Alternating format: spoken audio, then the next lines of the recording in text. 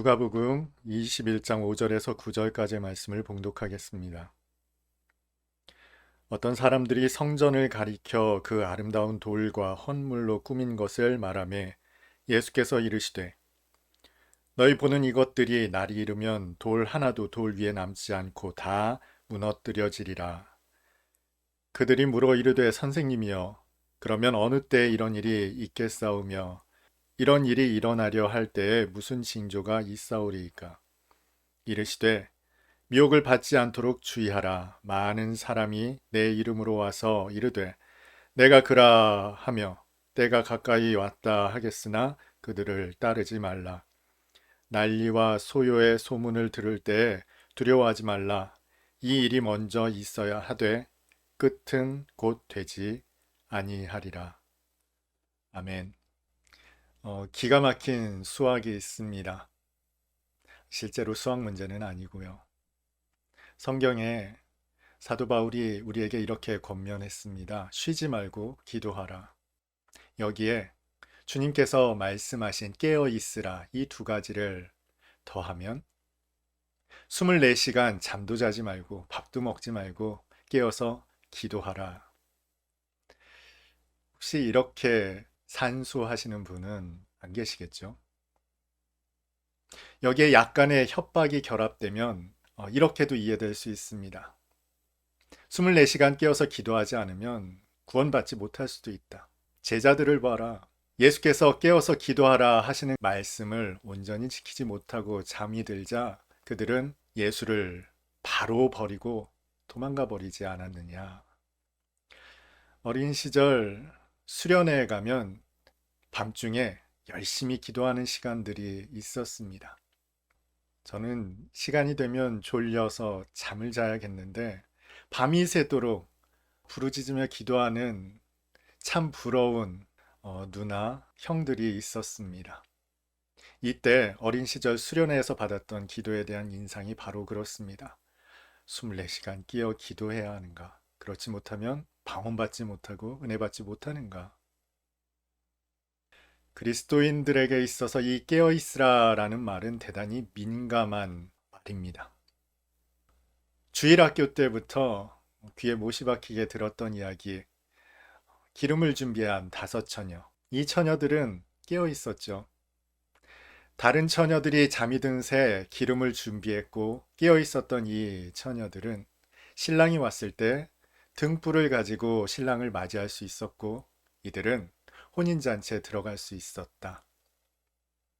깨어있지 못했던 5처녀는 결국 혼인잔치에 들어가지도 못했고 버림받지 않았습니까?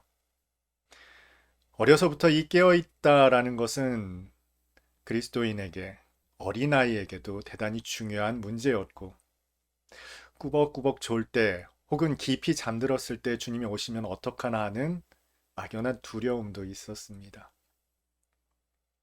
그런데 여러분, 기름을 준비했던 그녀들도 밤이 깊어가고 있을 그 즈음에 졸지 않았을까요? 마가복음에 보면 예수께서도 너무나 피곤하신 나머지 배의 고물에서 주무시고 계셨다라는 기록이 있습니다. 세상 가장 무거운 것이 피곤할 때 눈꺼풀 아니겠습니까? 우리는 이처럼 깨어있음에 대해 대단히 민감하게 반응합니다. 그리고 깨어있지 않으면 구원에 이르지 못하는 성도쯤으로 여겨지기도 합니다. 이것이 대단히 유치한 생각이라고 폄훼하실지 모르겠지만 여러분 혹시 깨어있음이 무엇인지에 대해서 명쾌하게 말할 수 있는 한마디로 요약해서 말씀해 주실 그런 분 계십니까? 깨어있는 것이 무엇인지 그것을 한마디로 답할 수 있는 성도는 많지 않을 것입니다. 오늘 말씀을 바로 이 부분을 염두에 두고 나누고자 합니다. 오늘 본문은 이렇게 시작합니다. 어떤 사람들이 성전을 가리켜 그 아름다운 돌과 헌물로 꾸민 것을 말하며 오늘 본문에는 어떤 사람들이라는 표현으로 정확하게 그들이 누구인지를 명시하지 않습니다만 마태복음이나 마가복음에서는 어떤 사람들을 구체적으로 제자들 혹은 어떤 제자, 한 제자 이렇게 정확하게 명시하고 있습니다. 그런데 이 제자들이 주님께 드리는 말씀이라고는 생각하기 어려운 조금 이상한 측면이 있습니다. 이 제자들이 예수께 무엇을 이야기하고 있습니까? 아름다운 돌과 헌물로 꾸민 것을 예수님께 말하고 있습니다. 말할 수 있는 내용 아닌가 싶겠지만 여러분 생각해 보십시오. 이들이 성전에 온 것이 예루살렘 성전에 올라온 것이 이번 한 번뿐이었겠습니까? 유대인이라면 누구나 모세 율법에 따라 1년에 3번 예루살렘에 와서 그들의 몸을 보여야 한다라는 규례가 있습니다. 1년에 3번을 다 찾지 못하더라도 적어도 한 번, 2번, 이 정도는 지켰을 것입니다. 그러니 성인이라면 적어도 수십 차례, 한두 번도 아니고 이처럼 여러 번 예루살렘 성전에 올라왔을 텐데 느닷없이 제자들이 주님께 한다는 이야기가 아름다운 돌을 보며 예수님 이것 어떻습니까? 라고 질문한다는 것이 이것이 너무 새삼스럽다는 이야기입니다. 이 새삼스러운 제자들의 이야기에 예수께서 너무나 단호한 말씀을 하시죠. 돌 위에 돌 하나도 남지 않고 다 무너뜨려지리라. 얼마나 당혹스러운 주님의 말씀입니까? 이 말씀에 제자들도 당혹스러웠나 봅니다. 주님께 반문하죠. 도대체 어느 때 이런 일이 있습니까? 그 징조는 무엇입니까? 라고 주님께 되묻습니다. 그런데 여기에도 조금 이상한 점이 있죠. 일반적인 경우라면 가장 먼저 드는 질문은 어느 때가 아닙니다. 왜 그런 일이 있습니까? 라고 질문하는 것이 보통입니다. 그래야 그런 일이 일어나지 않도록 방비라도 하지 않겠습니까? 그런데 이 제자들 주님께 질문하는 질문이 어느 때 이런 일이 있겠습니까? 그 징조는 무엇이겠습니까? 라고 묻는다는 것. 아무도 성전이 무너지는 그 이유에 대해서는 궁금해하지 않았다는 겁니다. 이 또한 쉽게 납득하기 어려운 측면입니다. 그런데 이야기가 이렇게 전개된 거기에는 그럴 만한 이유가 있습니다. 그 이유가 누가복음 20장으로부터 시작되죠. 사두개인들이 나와 부활이 어떻게 있겠습니까? 예수님께 질문합니다. 그러자 예수께서는 분명하게 부활이 있다라고 말씀하시죠. 그 이야기를 듣고 있던 바리새인들, 서기관들이 예수님 참 잘 말씀하셨습니다. 이렇게 맞장구를 칩니다.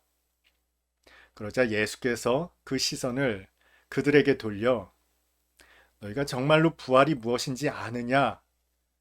마치 그들을 추궁하듯 질문합니다. 다윗의 자손이라고 일컫는 그 그리스도를 향해서 다윗이 어떻게 주님이라고 고백할 수 있느냐? 시편을 인용하면서 주님이 묻잖아요. 그랬더니 그 누구도 주님의 질문에 답을 하지 못합니다. 이윽고 주님께서 노골적으로 말씀하시죠. 서기관들을 삼가라.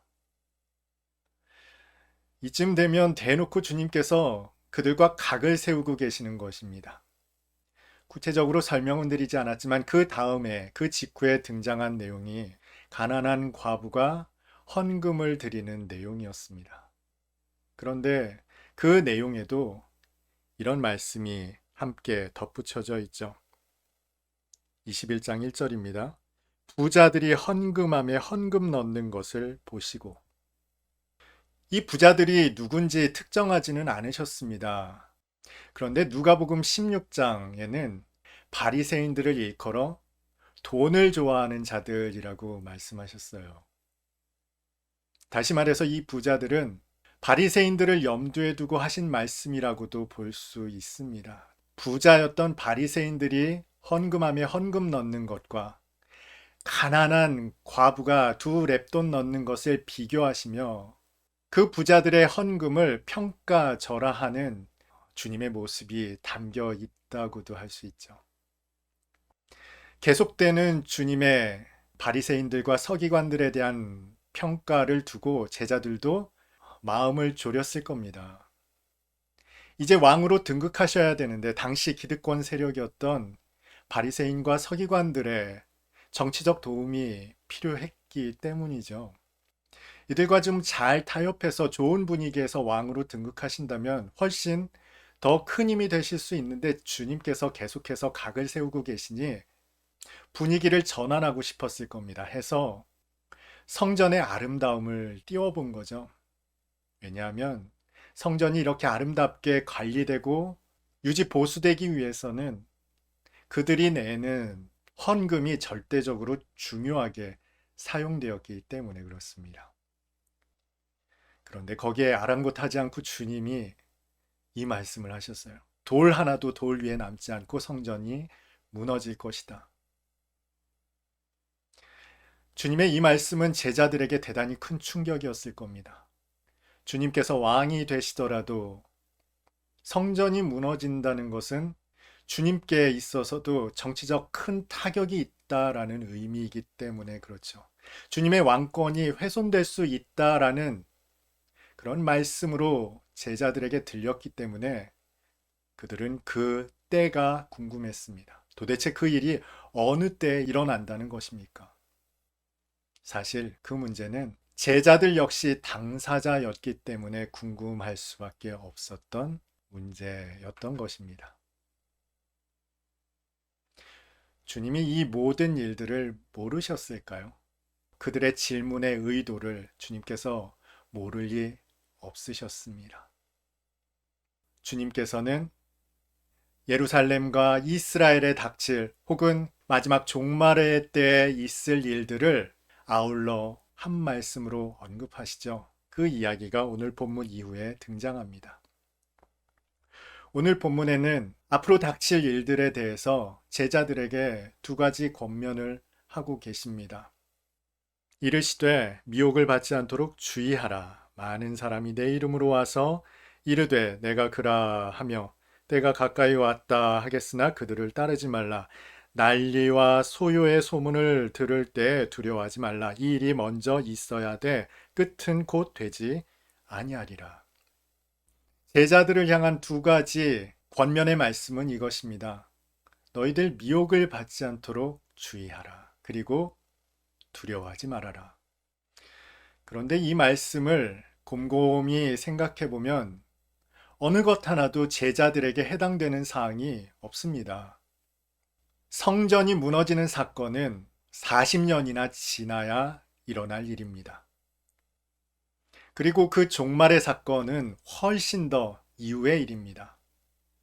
다시 말해서 예수께서 이 제자들에게 미혹을 받지 않도록 주의하라, 두려워하지 말라라는 이 권면의 말씀은 아무것도 해당되지 않는다는 거예요. 제자들은 그 이전에 대부분 순교하기 때문이죠. 그런데도 주님께서는 제자들에게 이 당부의 말씀을 하고 계십니다. 왜 그러셨을까요? 본문의 말씀은 제자들뿐만 아니라 초대교회 성도들뿐만 아니라 오늘 현재를 살아가는 우리들에게도 중요한 의미를 담고 있는 말씀입니다. 주님의 이 말씀 속에는 대단히 다중적인 의미가 포함되어 있다는 겁니다. 주님은 가깝게는 40년 후 AD 70년에 있을 성전 붕괴 사건을 염두에 두고 이 말씀을 하셨고, 나아가서는 마지막 때 성도들을, 교회를 향해 이 말씀을 하신 것이 분명합니다. 다중적 의미를 담고 있다.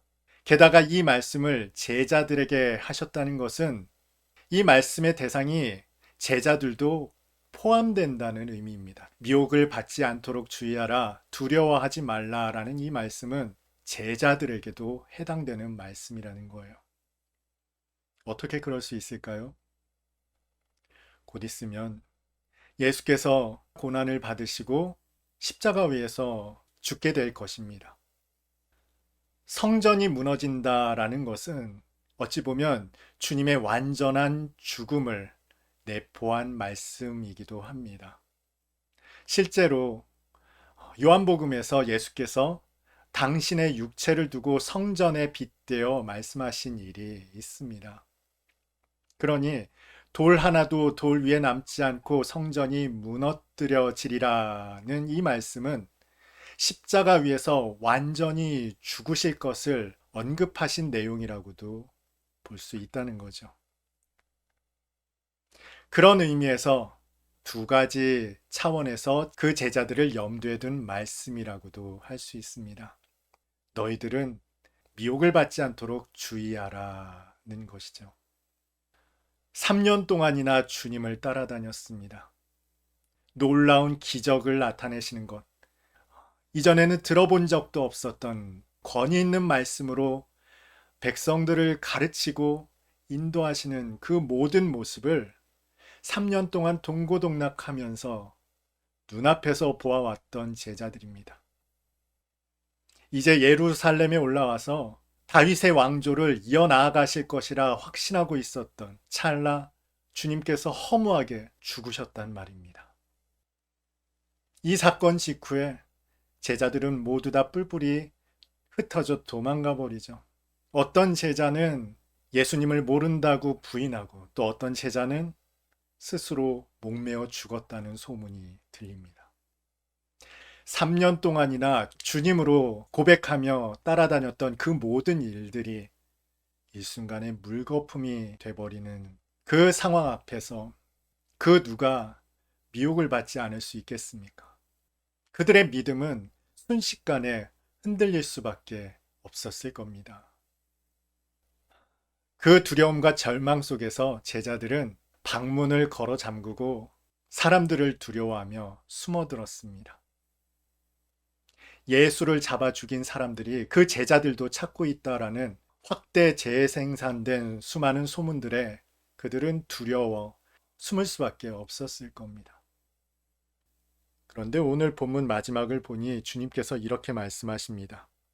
이 일이 먼저 있어야 하되 끝은 곧 되지 아니하리라. 표준 세번역은 이 본문을 이렇게 번역하고 있더라고요. 그러나 종말이 곧 오는 것은 아니다. 주님께서 이제껏 하신 말씀의 의미가 무엇입니까? 십자가 사건 직후에 너희들은 반드시 미혹을 받게 될 것이다. 들려오는 소문에 두려움에 사로잡혀 아무것도 하지 못하는 그런 상황에 처할 수도 있을 것이다. 이제껏 하나님의 말씀보다 당신과 함께 했던 그 시간보다 그 소문에 훨씬 더 큰 영향을 받을 것이다.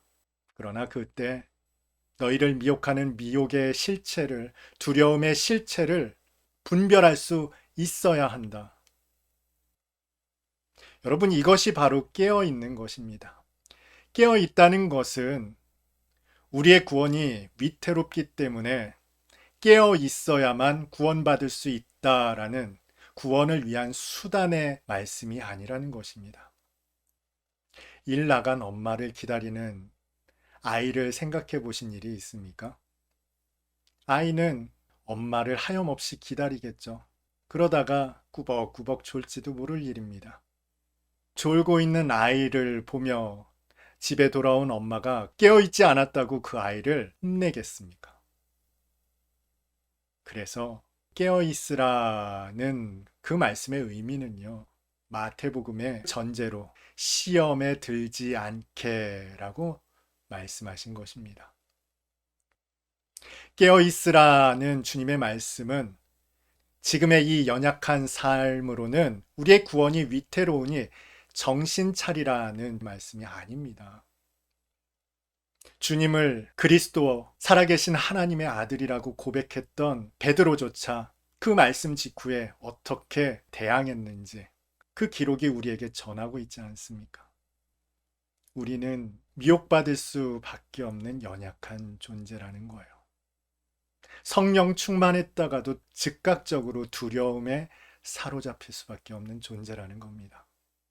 바로 그때 우리의 실체를 분별하는 것, 미혹받은 것이 무엇인지, 두려움에 사로잡힌 실체가 무엇인지를 분별하라는 말씀이 바로 깨어있으라는 진짜 의미라는 것입니다.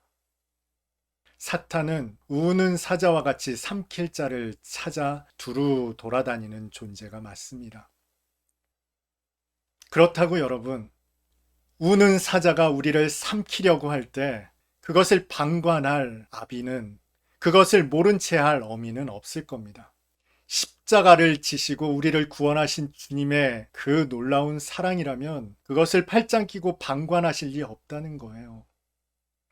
깨어있으라는 주님의 말씀은 우리의 구원의 문제가 아니라 시험에 들지 않기를 바라는 사랑하는 주님의 간절한 당부의 말씀이라는 것을 잊지 않으셨으면 좋겠습니다. 주님의 사랑은 그 사자의 입을 찢어서라도 우리를 구원하실 아버지이심을 믿으셨으면 좋겠습니다. 우리는 미혹받는 존재입니다. 또한 두려워하는 존재입니다. 그러니 그때 우리가 그 미혹의 실체, 두려움의 실체를 분별할 수 있는 능력, 이것이 바로 성도의 깨어있음의 의미입니다. 오늘 예배드린 저와 여러분이 깨어있었으면 좋겠습니다. 우리의 두려움의 실체를, 미혹받는 것의 실체를 분별할 수 있는 능력이 저와 여러분에게 있었으면 좋겠습니다. 그래서 우리의 믿음이 요동치 않는, 하나님을 향한 부르심과 은혜에 대한 우리의 반응이 흔들리지 않는, 오늘도 담대하게 그 믿음의 여정을 굳건하게 걸어 나갈 수 있는 저와 여러분이 될 수 있었으면 좋겠습니다.